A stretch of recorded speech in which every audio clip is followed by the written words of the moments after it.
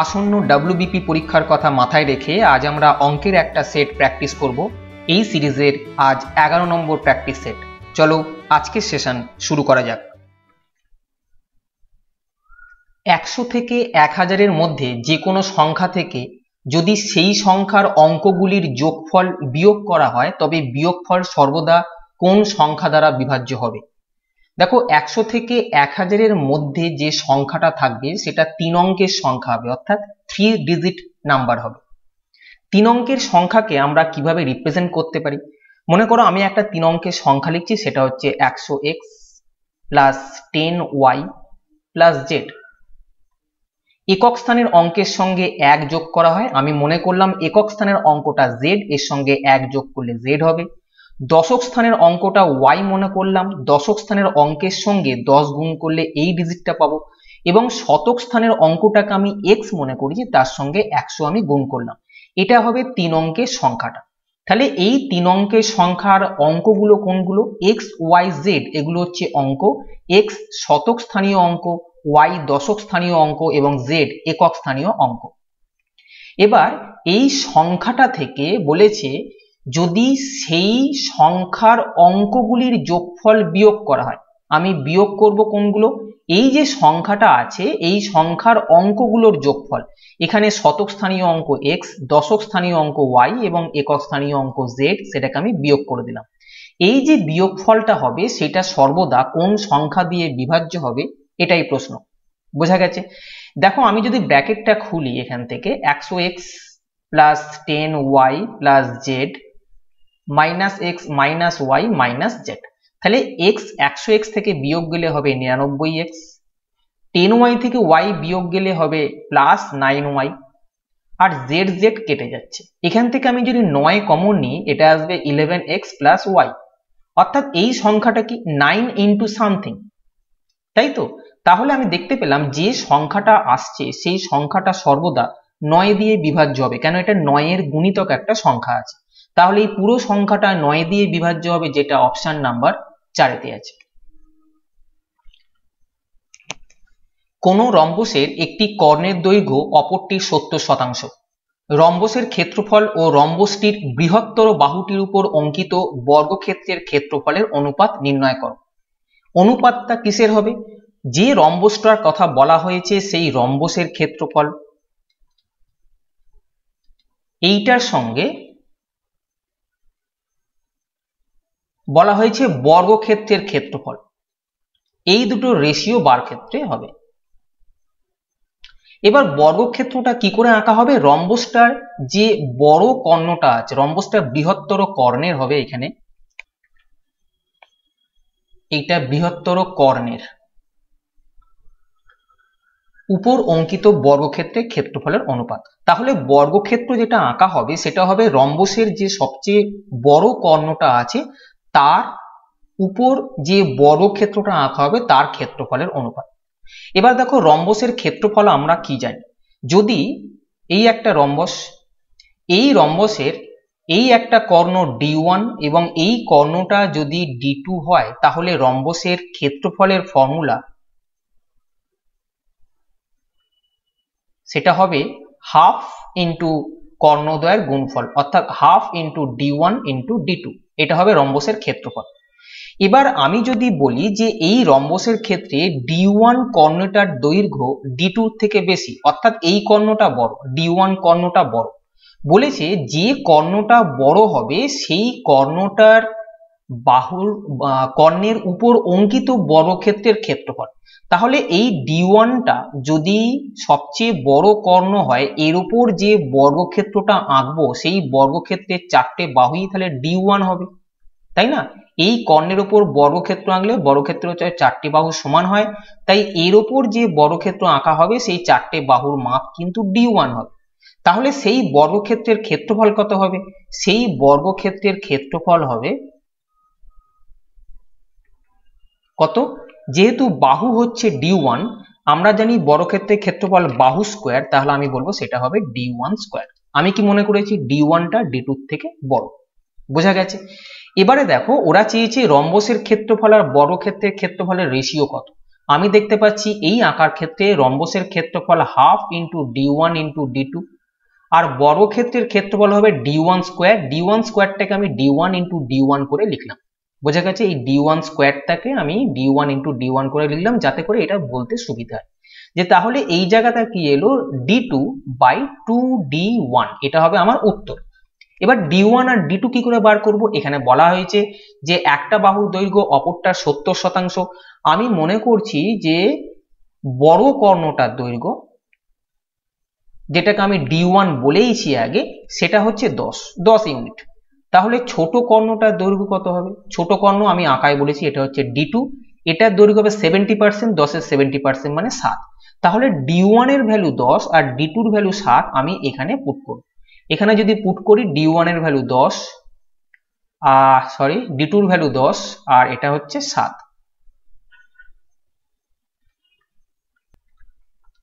ভুল হচ্ছে এখানে মানটা বসানো, d2 এর ভ্যালু 7 দেওয়া আছে আর d1 এর ভ্যালু দেওয়া আছে 10। খেয়াল করে এটা ভুল হচ্ছে। তাহলে এটা হবে 7:20।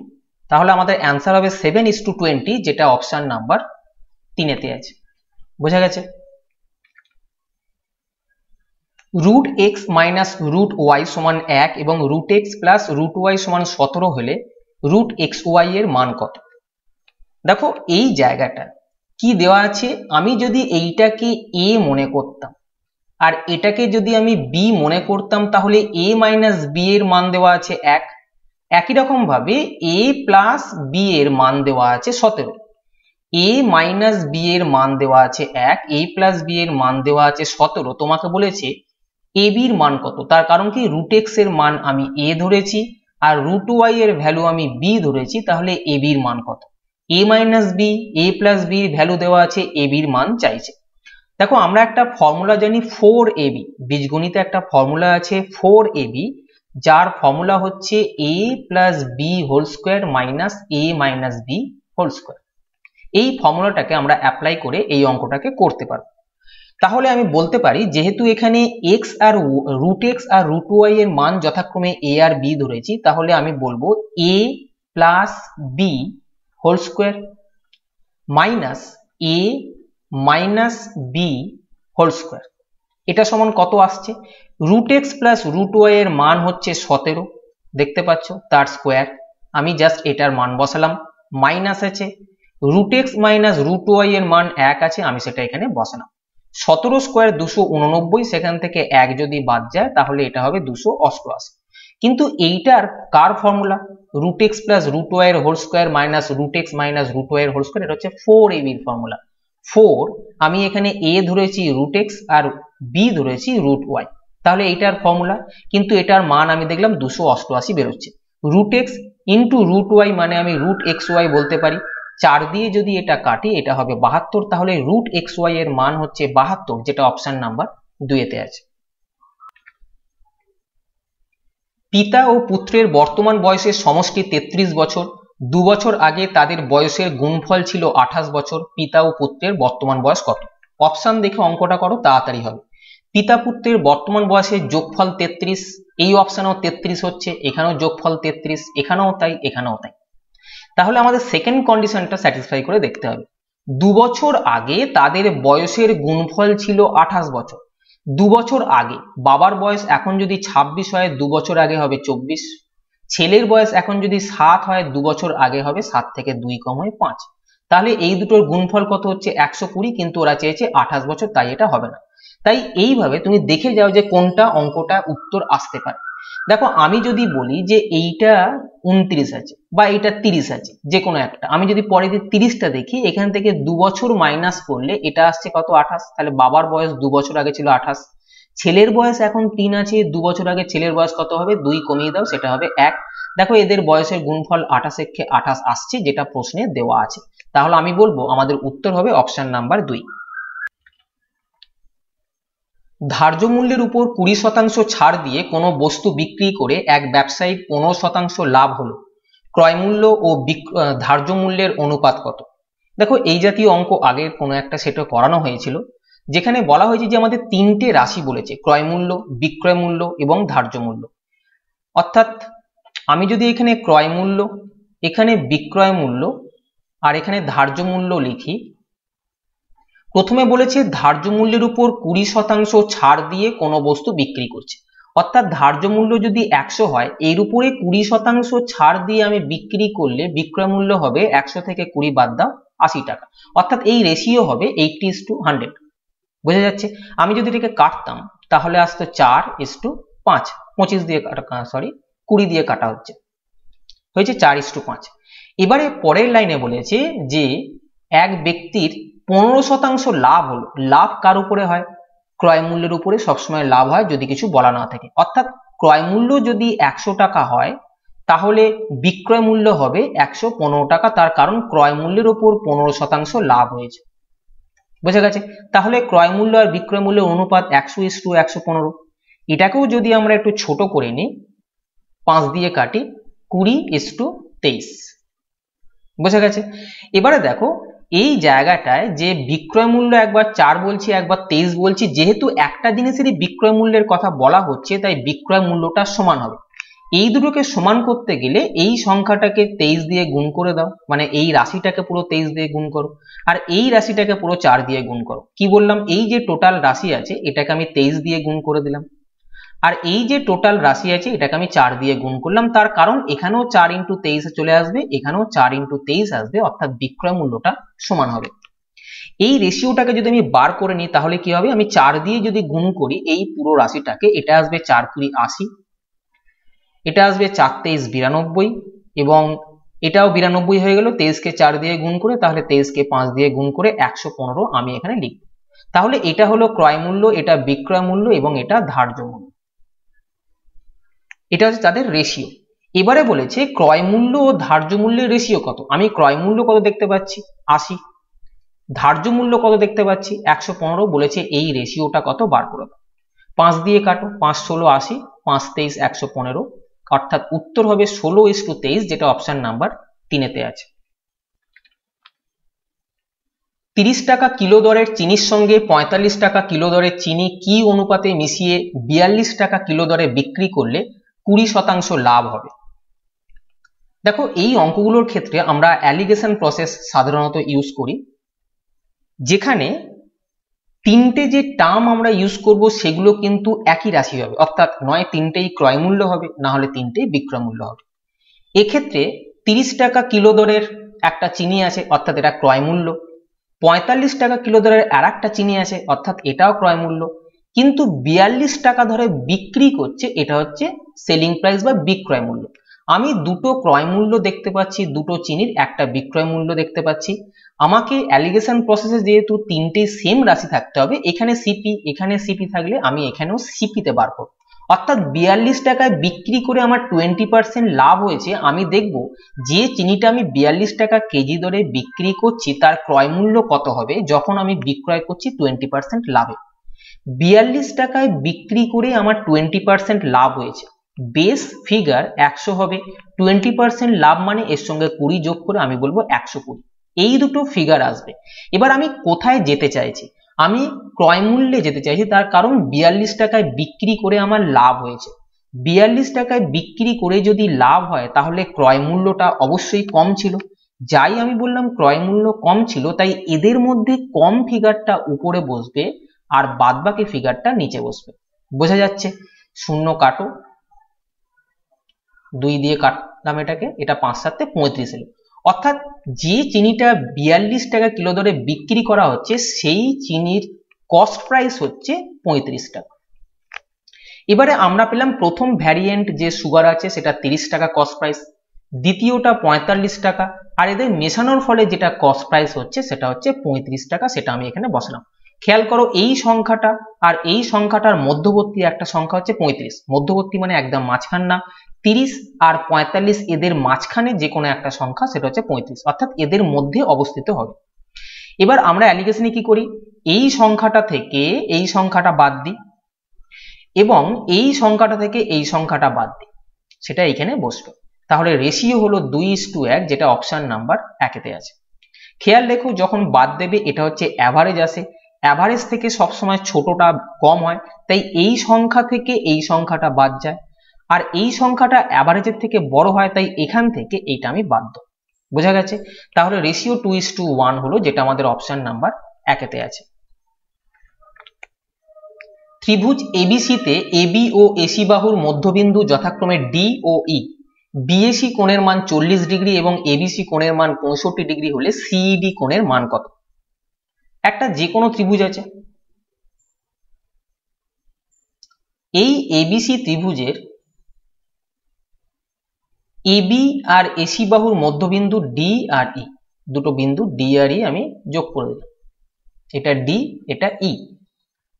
এবারে বলেছে বিএসি এই কোণটার মান 40 ডিগ্রি আর এবিসি এই কোণটার মান হচ্ছে 65 ডিগ্রি, তাহলে সিইডি এই কোণটার মান কত?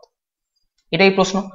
দেখো এই টোটাল ত্রিভুজটার এটা 40 ডিগ্রি, এই কোণটা 65 ডিগ্রি, তাহলে এই কোণটার মান কত হবে? 40 প্লাস 65 কত হয়? 105। ত্রিভুজের তিনটে কোণের যোগফল 180 ডিগ্রি, সেখান থেকে দুটো কোণের যোগফল যদি আমি বাদ দিয়ে দিই তাহলে 75 ডিগ্রি হবে ত্রিভুজের তৃতীয় কোণটার মান, অর্থাৎ এটা হচ্ছে 75 ডিগ্রি। বোঝা গেছে? এবার দেখো কোন ত্রিভুজের মধ্যবিন্দুর সংযোজক রেখা তৃতীয় বাহুর সমান্তরাল অর্ধেক হয়, অর্থাৎ এই বাহুটার মধ্যবিন্দু ডি, এই বাহুটার মধ্যবিন্দু ই, এই যে আমি ডি আর ই কে যোগ করে ডি সরলরেখা পেলাম, এইটা এই তৃতীয় বাহু অর্থাৎ বিসি সমান্তরাল হবে, তাই না? একটা উপপাদ্য আছে যে দুটো বাহু, এই একটা বাহু এই একটা বাহু, তাদের মধ্যবিন্দুর সংযোজক রেখা যোগ করে দিলে যেই রেখাটা তৈরি হয় সেটা 3 নম্বর বাহুটার সমান্তরাল হবে এবং অর্ধেক হবে। আমি বললাম কি বিসির সঙ্গে ডি সমান্তরাল, যদি এই বাহুটার সঙ্গে এই বাহুটা সমান্তরাল হয় তাহলে এই কোণটা আর এই কোণটার যোগফল 180 ডিগ্রি হবে, অথবা বলতে পারো এই বাহুটা আর এই বাহুটা যদি সমান্তরাল হয় তাহলে এই কোণটা আর এই কোণটা সমান হবে। আবার বলি এইটার সঙ্গে এইটা সমান হবে, অথবা এই কোণটার সঙ্গে এই কোণটার যোগফল 180 হবে। এই দুটো প্যারালাল লাইনস, এই কোণটা আর এই কোণটার যোগফল সবসময় 180 ডিগ্রি হবে। তাহলে আমি দেখতে পাচ্ছি এই কোণটা 75 ডিগ্রি, এই কোণটার মান কত হবে? যেহেতু আমি জানি এই কোণটার এই কোণটার যোগফল 180, তাই 180 থেকে যদি আমি 75 ডিগ্রি বাদ দিয়ে দিই তাহলে 105 ডিগ্রি হবে এই কোণটা, যেটা এই প্রশ্নে চেয়েছে। তাহলে ডিইসি বা সিইডি কোণের মান হচ্ছে 105 ডিগ্রি। অপশনে ভুল আছে, এক্সপেক্টেড আমি একটা কারেকশন করে দিচ্ছি, এটাকে 105 করে নাও, তাহলে উত্তর হবে অপশন নাম্বার 4। কোন পরীক্ষায় এ বি এর থেকে 10% বেশি নম্বর পায়, বি সি এর থেকে 20% বেশি নম্বর পায় এবং সি ডি এর থেকে 32% কম নম্বর পায়। যদি এ সি এর থেকে 272 নম্বর বেশি পায় তবে বি কত নম্বর পেয়েছিল? এখানে চারজনের কথা বলা হয়েছে, A B C D.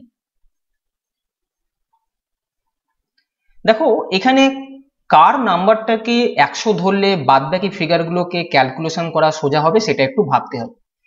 A B এর থেকে বেশি পেয়েছে, বি সি এর থেকে বেশি পেয়েছে এবং সি ডি এর থেকে কম পেয়েছে।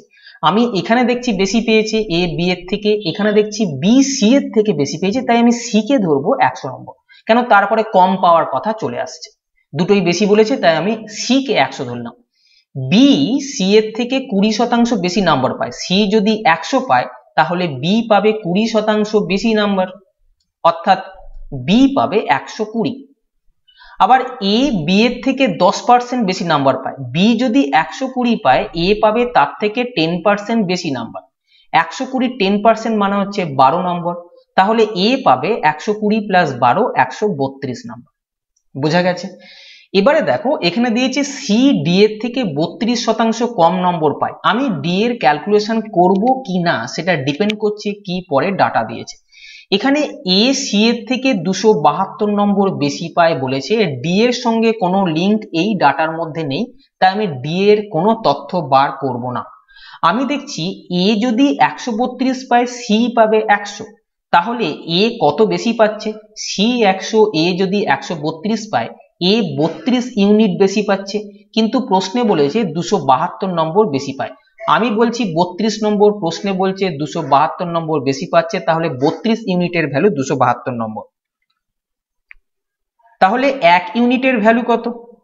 272/32 কি চেয়েছে, বি কত নম্বর পায়, বি দেখো 120 ইউনিট নাম্বার পায়, তাহলে 120 ইউনিটের ভ্যালু কত, এটাই কিন্তু প্রশ্ন, তাই ডি এর ভ্যালু বার করার কোনো দরকার নেই।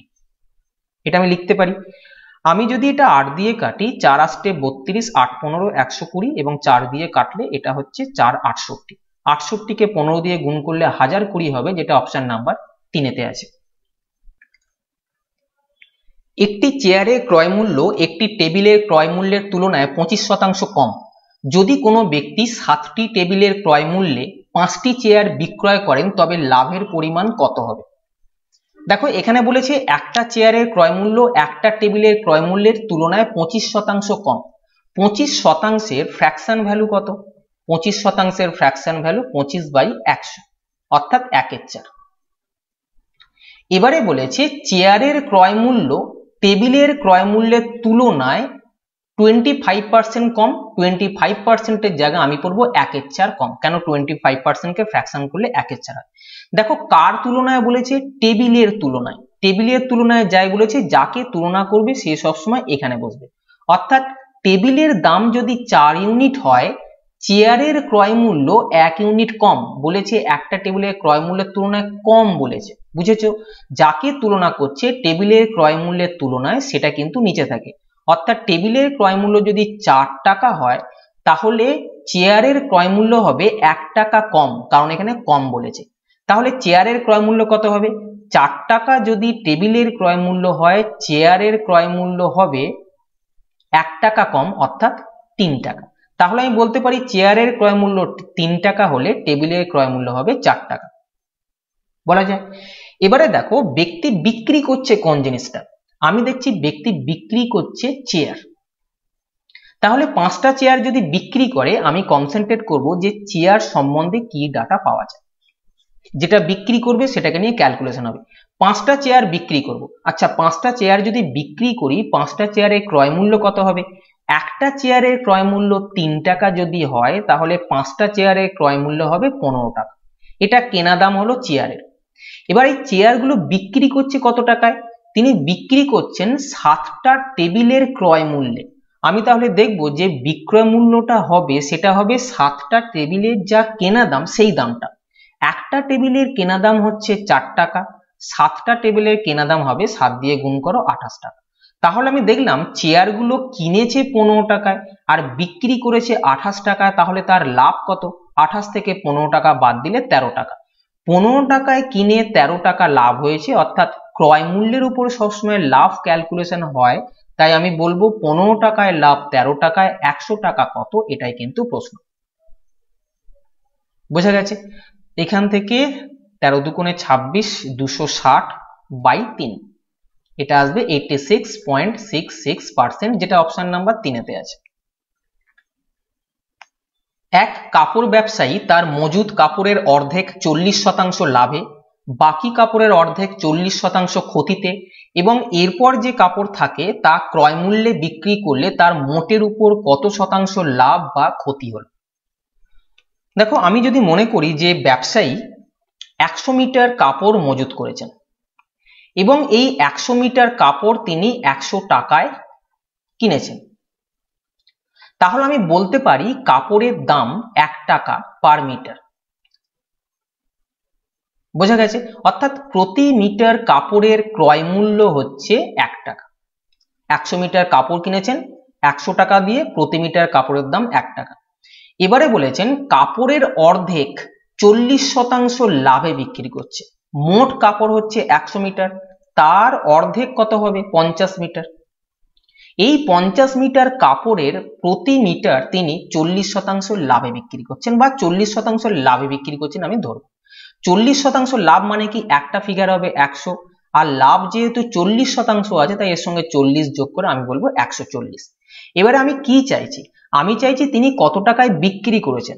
তিনি যেহেতু লাভে বিক্রি করেছেন, তার লাভ হয়েছে, তাহলে দামটা একটু বেশি হবে। লাভে বিক্রি করলে কি হবে, যা কেনা দাম হবে তার থেকে বেশিতে আমি বিক্রি করছি। যাই বললাম বেশিতে বিক্রি করছি, তাই এদের মধ্যে বেশি ফিগারটা উপরে দিলাম আর কম ফিগারটা নিচে দিলাম। আমি কি বার করছি, এটা বার করছি বিক্রয় মূল্য, অর্থাৎ তিনি কোন দামে বিক্রয় করছেন। প্রথমে 100 মিটার ছিল, তার অর্ধেক অর্থাৎ 50 মিটার বিক্রি করছেন। কোন দামে বিক্রি করছেন? 40% লাভে, তাই 140 উপরে 100 নিচে, কেন লাভ যখন বলছি বেশি দামে বিক্রি করব, তাই এদের মধ্যে বড় ফিগারটা উপরে ছোট ফিগারটা নিচে বসবে, প্লাস। এবার 100 মধ্যে 50 বিক্রি হয়ে গেছে, তাহলে বাকি কত মিটার থাকবে? 50 মিটার। এই যেটা বাকি থাকলো সেই বাকি কাপড়ের অর্ধেক, অর্থাৎ যেটা 50 বাকি থাকলো তার অর্ধেক অর্থাৎ 25, এই 25 মিটার কাপড় তিনি এবারে বিক্রি করবেন। কিভাবে? 40% ক্ষতিতে বিক্রি করবেন। 100 বেস ফিগার হবে, 40% ক্ষতি হচ্ছে বলে এর থেকে আমি 40 মাইনাস করে বলবো 60। যেহেতু ক্ষতিতে বিক্রি করেছে তার কম টাকা এসছে, যাই বললাম কম টাকা এসছে, এদের মধ্যে কম ফিগারটা উপরে বসবে, বেশি ফিগারটা নিচে বসবে। যেটা বলবো সেটা উপরে বসবে, কম বললে কমটা উপরে বসবে, বেশি বললে বেশিটা উপরে বসবে। বোঝা গেছে? তাহলে 50 মিটার থেকে অর্ধেক 25 মিটার বিক্রি হয়ে গেল, তাহলে বাকি থাকলো কত? আরো 25 মিটার বাকি থাকলো। এই কাপড়টা যেটা বাকি থাকছে এরপরে তা ক্রয় মূল্যে বিক্রি করছে। প্রতি মিটার কাপড়ের ক্রয় মূল্য কত? 1 টাকা করে। তাহলে এই 25 মিটার কাপড় বিক্রি করবেন 1 টাকা করে হলে 25 টাকায়। তাহলে তার মোট বিক্রয় মূল্য আমি দেখলাম এইটা 100 মিটার কাপড়ের জন্য। এটাকে যদি আমি কাটি, এখান থেকে 70 আসছে, এখান থেকে 15 আর এখান থেকে 25, তাহলে 70, 15, 85, 90, 110, অর্থাৎ তার মোট বিক্রয় মূল্য 110 টাকা। তাহলে তিনি 100 টাকায় কিনেছিলেন, 110 টাকায় বিক্রি করলেন, মানে তার লাভ হলো কত টাকা? লাভ হলো 100 টাকায় কিনে 110 টাকায় বিক্রি হলে 10 টাকা লাভ হলো, অর্থাৎ 100 টাকায় 10 টাকা মানে 10% লাভ হলো, যেটা অপশন নাম্বার 3-তে আছে। কোনো টাকার 10 বছরের সুদের পরিমাণ যদি আসলের 5% হয় তবে কত বছরের সুদের পরিমাণ আসলের সমান হবে? কি বলেছে? একটা টাইম দিয়েছে, কোনো একটা টাকা বলেছে, আমি সেই টাকাটা 100 মনে করলাম, এটা প্রিন্সিপাল অ্যামাউন্ট অর্থাৎ আসল টাকা। এটাকে যদি 100 মনে করি তাহলে ইন্টারেস্ট কি পাওয়া গেছে? 5%, অর্থাৎ 5 টাকা। 100 টাকায় 5 টাকা ইন্টারেস্ট মানে 5% মানে 5 টাকা ইন্টারেস্ট পাওয়া গেছে। টাইমটা কত? সেটা হচ্ছে 10 বছর। আমি দেখলাম 100 টাকা যদি আসল হয় 10 বছরে 5 টাকা ইন্টারেস্ট পাওয়া গেছে। 10 বছরে যদি 5 টাকা ইন্টারেস্ট পাওয়া যায় তাহলে প্রতি বছর ক টাকা ইন্টারেস্ট পাওয়া গেছে? তোমরা বলবে 5/10, অর্থাৎ 1/2 টাকা। তাহলে 100 টাকার প্রতি বছর বা 100 টাকার 1 বছরের সুদ 1/2 টাকা। 100 টাকার 1 বছরের সুদ যেটা হয় তাকে আমরা রেট অফ ইন্টারেস্ট বলি, তাহলে রেট অফ ইন্টারেস্ট হচ্ছে 1/2%। বোঝা গেছে এই পর্যন্ত? এবারে কি বলেছে? কত বছরে সুদের পরিমাণ আসলের সমান হবে? আসল পি, সুদের পরিমাণ আই, এই দুটো সমান হবে বলেছে টাইমটা কত? আমরা জানি একটা বেসিক ফর্মুলা আছে, 100i is equal to P T R, যেখানে পি মানে হচ্ছে আসল টাকা, টি মানে টাইম, আর আর মানে হচ্ছে রেট অফ ইন্টারেস্ট। এখানে আই ইজ ইকুয়াল টু যদি পি হয়, আই আর পি কেটে দিতে পারি, তার কারণ এই দুটো সমান বলে দিয়েছে। এবার আমি এখানে যদি ভ্যালু বসাই, 100 টাইমটা চেয়েছে অর্থাৎ টি এর ভ্যালু বার করব, রেট অফ ইন্টারেস্ট হাফ দেওয়া আছে তাই এখানে হাফ লিখলাম, তাহলে টি বা টাইম বেরোবে 200 বছর, যেটা অপশন নাম্বার 3-তে আছে। যদি 40 জন পুরুষ বা 60 জন মহিলা বা 80 জন শিশু কোনো কাজ 6 মাসে শেষ করতে পারেন, তবে 10 জন পুরুষ, 10 জন মহিলা ও 10 জন শিশু একত্রে কাজটির অর্ধেক কাজ কত মাসে শেষ করবেন? দেখো এখানে 40 জন পুরুষ, 40 ইন্টু পুরুষকে আমি এম দিয়ে লিখছি, যা কাজ করতে পারে। 60 জন মহিলা, মহিলাকে আমি ডাব্লিউ দিয়ে লিখছি। 80 জন শিশু, শিশুকে আমি সি দিয়ে লিখছি। সেম কাজ করতে পারে কত মাসে? 6 মাসে করতে পারে। দেখো আমি বলছি 6 মাসে শেষ করছে প্রত্যেকে। 6 মাসে যদি শেষ করে তাহলে 40 জন পুরুষ যদি 6 মাসে কাজটা শেষ করে, আমি বলবো কাজটা 1 মাসেই করতে হবে, তাহলে এটাকে 6 দিয়ে গুণ করে দেবো, অর্থাৎ টাইম যত মাস টাইম লাগছে সেটা দিয়ে যদি আমি এটাকে গুণ করি, আমি বলবো 1 মাসে কাজটাকে শেষ করতে হবে, তাহলে কাজটার পরিমাণ হবে এটা। অথবা 60 জন মহিলা মিলে কাজটা শেষ করছেন 6 মাসে, আমি বললাম 1 মাসে শেষ করতে হবে, তোমরা বলবে তাহলে 1 মাসে যদি শেষ করতে হয় টোটাল কাজটা হবে, একে আমি 6 দিয়ে গুণ করব, তার কারণ 6 মাসে মহিলারা কাজ করছে, 6 মাসে যদি 60 জন মহিলা কাজটা করে, আমি বলবো 1 মাসের মধ্যে কাজটা করতে হবে, তখন 6 দিয়ে গুণ করলাম, অর্থাৎ যে টাইমটা দেওয়া হবে সেই টাইম দিয়ে জাস্ট গুণ করবো। এক্ষেত্রেও তাই, 80 জন শিশু 6 মাসে কাজ করছে, আমি বলছি 80 জন শিশুকে 1 মাসে কাজটা করে দিতে হবে, তাই আমি 6 মাসে কাজটা করার কথা 1 মাসে বলছি বলে তাই 6 দিয়ে গুণ করব। তাহলে এই যে ফিগারগুলো এলো এটা হচ্ছে টোটাল ওয়ার্ক, অর্থাৎ টোটাল যে কাজটা হচ্ছে সেটা হচ্ছে এইটা অথবা এইটা অথবা এইটা, কিন্তু টোটাল ওয়ার্ক সবসময় সমান হয়। বোঝা গেছে? এবারে দেখো আমি এই লাইনটা থেকে কি করতে পারি, আমি এটা কিন্তু টোটাল ওয়ার্ক, আমি এখানে কোনো কাটাকুটি করছি না, তার কারণ তোমরা গন্ডগোল করো। টোটাল ওয়ার্ক মানে এই লাইনটাকে ফ্রেশ রাখবে, এখানে আমাদের পরে মান বসাতে হয়। আমি যদি পরের লাইনে এইটাকে আবার রিপিট করতাম তাহলে কি আসতো, 40 ইন্টু এম ইন্টু 6 সমান 60 ইন্টু ডাব্লু ইন্টু 6 সমান 80 ইন্টু সি ইন্টু 6। আমি এখানে কাটবো, শূন্যগুলো কেটে দিলে, এবার 2 দিয়ে কাটলে এখানে এলো 2m is equal two 3w is equal two 4c। আমরা এখান থেকে একজন পুরুষ, একজন মহিলা এবং একজন শিশুর এফিসিয়েন্সি বা দক্ষতা বার করব, অর্থাৎ তারা প্রতি মাসে কতটুকু কাজ করতে পারে। যেহেতু এখানে মাস বলেছে তাই আমরা বলবো প্রতি মাসে কতটুকু কাজ করে, দিন বললে আমরা বার করব প্রতিদিনে কতটুকু কাজ করে, সেটাই হবে তাদের এফিসিয়েন্সি। এফিসিয়েন্সি বার করার জন্য 2, 3 আর 4 এই যে সংখ্যাগুলো আছে এদের লসাগু বার করো, সেটা হবে 12। এই 12 সংখ্যাকে 2 দিয়ে যদি ভাগ করো, কারণ এম এর গায়ে যে সংখ্যাটা আছে সেটা দিয়ে যদি ভাগ করো, 12কে যেটা এইখানে লসাগু পেলে তাকে এর গায়ের সংখ্যা দিয়ে ভাগ করলে পাবো 6। ডাব্লু কি পাবো, 12কে ডাব্লুর গায়ে যে সংখ্যাটা আছে সেটা দিয়ে ভাগ করবো, অর্থাৎ 12কে 3 দিয়ে ভাগ করলে 4, এবং সি এর গায়ে যে সংখ্যাটা আছে অর্থাৎ 4 সেটা দিয়ে 12কে ভাগ করলে আমি পাবো 3। এটা হবে এফিসিয়েন্সি বা দক্ষতা। অর্থাৎ একজন পুরুষ 1 মাসে 6 ইউনিট কাজ করলে একজন মহিলা 1 মাসে 4 ইউনিট কাজ করে, এবং একজন শিশু 1 মাসে 3 ইউনিট কাজ করে। বোঝা গেছে? এবার বলেছে 10 জন পুরুষ, 10 জন মহিলা ও 10 জন শিশু একত্রে কাজটির অর্ধেক কাজ কত মাসে শেষ করবে। যে কাজটা আছে তার অর্ধেক কাজ হবে, কাজটা কোনটা, কাজটা হচ্ছে এই টোটাল ওয়ার্ক। নয় এইখানে সি এর মান বসাও, বা এখানে ডাব্লুর ভ্যালু বসাও, বা এখানে এম এর ভ্যালু বসাও, সেটা হবে টোটাল ওয়ার্ক। আমি টোটাল ওয়ার্ক বা মোট কাজ কোনটা পাচ্ছি, আমি যে কোনো এক জায়গায় যে কোনো একটা মান বসাচ্ছি। আমি মনে করছি যে এক্ষেত্রে এম এর ভ্যালু আমি বসিয়ে দিচ্ছি, তাহলে টোটাল ওয়ার্ক আমি এটাকে তুলে নিয়ে আসবো। লেখা আছে 40 গুণিতক এম, এম মানে কত, এম মানে 6, এখানে এম এর মানটা বসাতে হবে, গুণিতক এই 6টা আছে এখানে বসালাম। এটা হচ্ছে টোটাল ওয়ার্ক।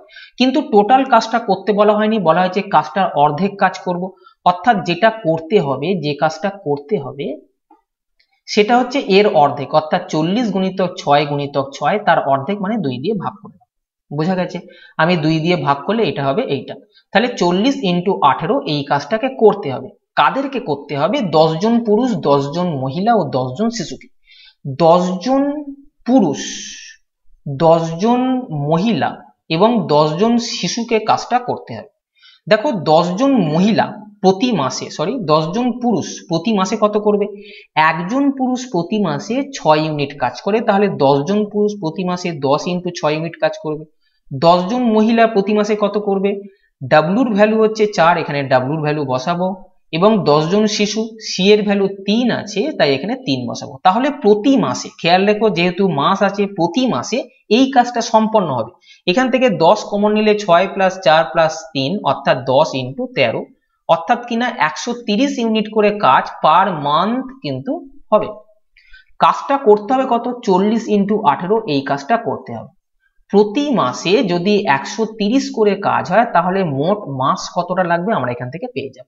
এটাকে আমরা কাটবো, 4 18 72কে 13 দিয়ে ভাগ করব, সেটা করলে আসবে 5 13 65, 5 পূর্ণ 7 13 মাস, যেটা অপশন নাম্বার 3 তে আছে।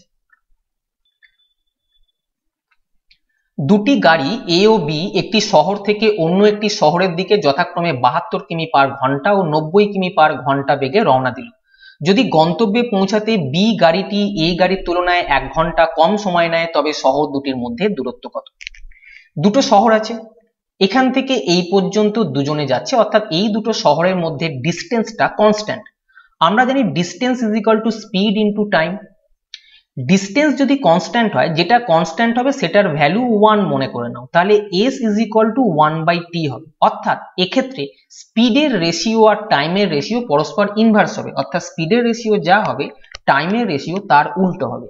এখানে a আর b এর স্পিডের রেশিও দেওয়া আছে 72 আর 90। আমি এখানে স্পিডটাকে কাটবো না, আমি আর একবার 72 আর 90 লিখছি, এবারে কাটছি। 4 18 72, 5 18 90। এটা হলো স্পিডের রেশিও। কেন এখানে কাটলাম না, তার কারণ স্পিডকে কখনো কাটবে না, তার কারণ স্পিড যদি দরকার লাগে, অঙ্কে যদি স্পিডকে তোমার আর একবার দরকার লাগে, তাহলে কিন্তু এই ভ্যালুটা বসাতে হয়, এইটা বসালে হবে না। তাই আমি এটাকে আলাদা করে কেটে বলছি স্পিডের রেশিওটা কাটবে না। অঙ্ক করার সময় ছোট করে তুমি এরকম অনুপাত থেকে ছোট করতে পারো, কিন্তু যদি অঙ্কে স্পিড তোমার দরকার লাগে তাহলে কিন্তু a এর স্পিড 72 আর b এর স্পিড 90 ধরে অঙ্ক করতে হবে। আমি এখানে স্পিডের রেশিও পেলাম 4:5। আমি বলেছি স্পিডের রেশিও ঠিক উল্টো রেশিও হবে টাইমের রেশিও, তার কারণ ডিস্টেন্সটা ফিক্সড। তাহলে টাইমের রেশিও হবে 4:5 এর ঠিক উল্টো 5:4। অর্থাৎ a এর টাইম যদি 5 ইউনিট লাগে, b এর টাইম 4 ইউনিট লেগেছে, অর্থাৎ b এর টাইম কতটা কম লেগেছে, b এর টাইম 1 কম লেগেছে। কিন্তু ওরা বলেছে b এর টাইম 1 ঘন্টা কম লেগেছে, আমি দেখলাম b এর সময় 1 ইউনিট কম লেগেছে, প্রশ্নে বলছে এটা 1 ঘন্টা কম লেগেছে। তাহলে 1 ইউনিটের ভ্যালু 1 ঘন্টা, 4 ইউনিটের ভ্যালু কত হবে, 1 এর ভ্যালু যদি 1 ঘন্টা হয় তাহলে 4 এর ভ্যালু হবে 4 ঘন্টা। অর্থাৎ গন্তব্যে পৌঁছাতে b এর 4 ঘন্টা লেগেছে। b এর স্পিড কত ছিল, 90 কিমি পার ঘন্টা বা এইটা, সেই জন্য কাটতে বারণ করা হয়েছিল। তাহলে b এর স্পিড প্রতি ঘন্টায় যদি 90 হয়, 4 ঘন্টায় কতটা যাবে, 4 ঘন্টায় যাবে 360 কিলোমিটার। যেহেতু 4 ঘন্টায় গন্তব্যে পৌঁছে গেছে, তাই গন্তব্যের দূরত্ব 360 কিলোমিটার, যেটা অপশন নাম্বার 2 তে আছে। কোন সংখ্যার 60% যদি সেই সংখ্যার 20% এর থেকে 120 বেশি হয়, তবে সংখ্যাটি 28%, সংখ্যাটি 33 and 1/3% অপেক্ষা কত কম হবে। সোজা প্রশ্ন। সংখ্যাটাকে আমি যদি x মনে করি, এর 60% ও সেই সংখ্যাটির অর্থাৎ x এর 20% এর থেকে 120 বেশি, অর্থাৎ এই দুটোর ডিফারেন্স হচ্ছে 120।